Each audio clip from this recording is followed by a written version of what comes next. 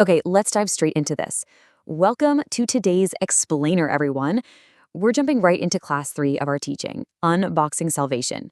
Now, this is an absolutely life-changing topic, the kind that literally shifts how you view your everyday walk. But before we get into the heavy theology, the really deep stuff, let me set the stage with a quick story about a guy named Emeka. Picture this.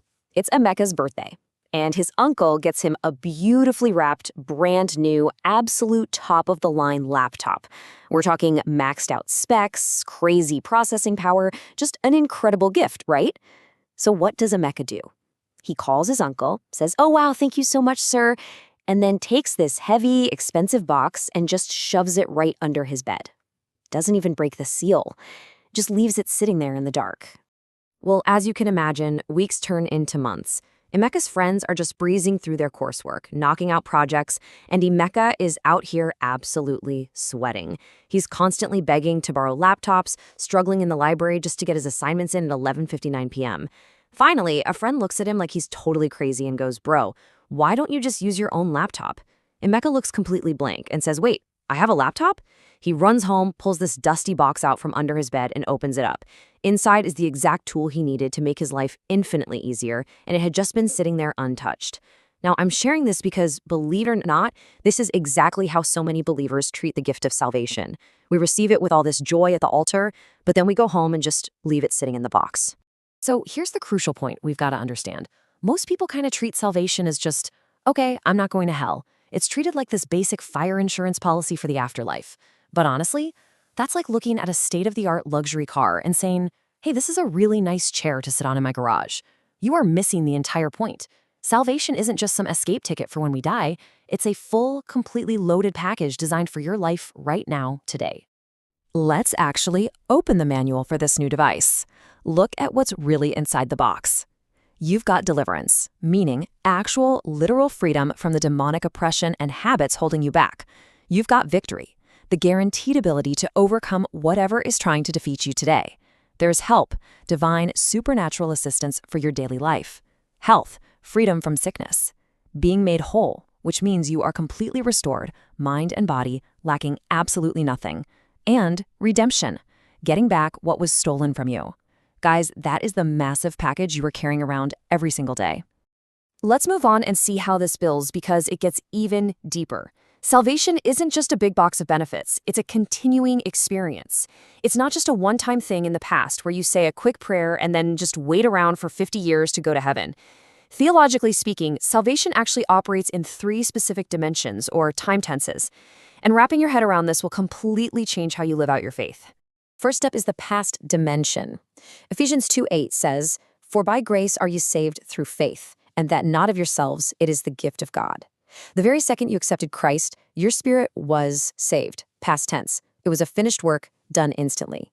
You were born again right then and there, and your spirit is entirely, permanently secure. That's your rock-solid foundation. But then we step into the present dimension. Romans 12:2 tells us, "And be not conformed to this world, but be ye transformed by the renewing of your mind." So this is what's happening to us right now. While your spirit was saved instantly in the past, your soul, your mind, your will, your complex emotions, is currently being saved. It's this ongoing daily process of unlearning the world's habits, healing up past traumas, and being transformed day by day. And oh man, the future dimension. Listen to 1 Corinthians 15:52.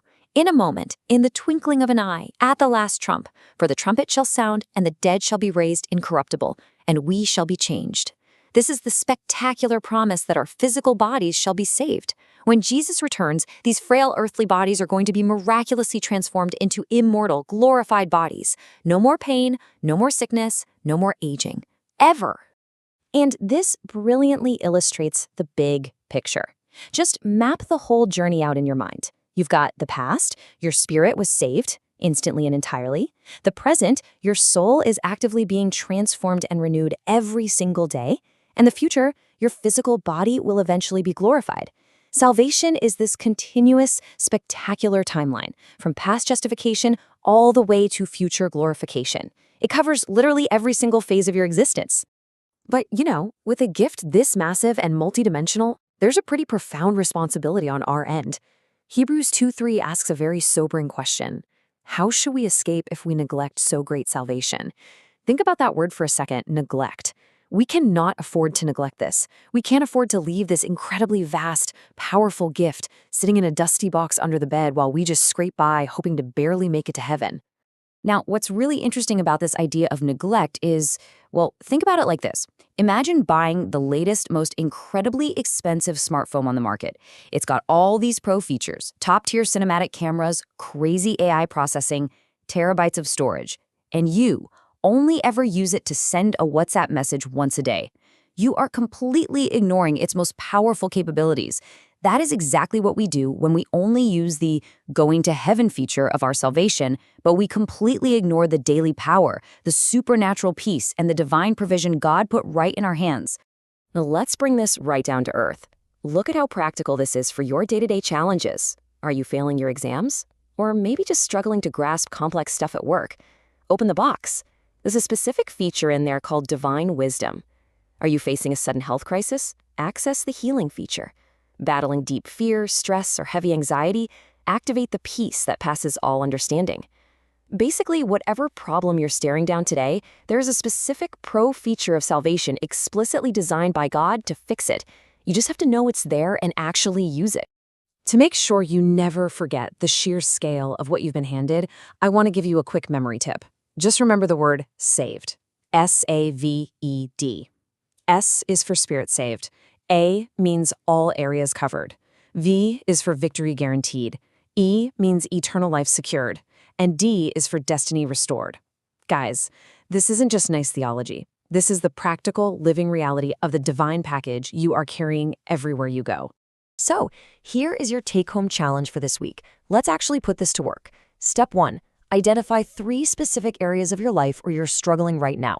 Maybe it's your mental health, maybe it's a rocky friendship or your studies, or maybe finances are just incredibly tight. Step 2, match that specific struggle to a feature of salvation we just talked about. And step 3, begin to pray specifically over it.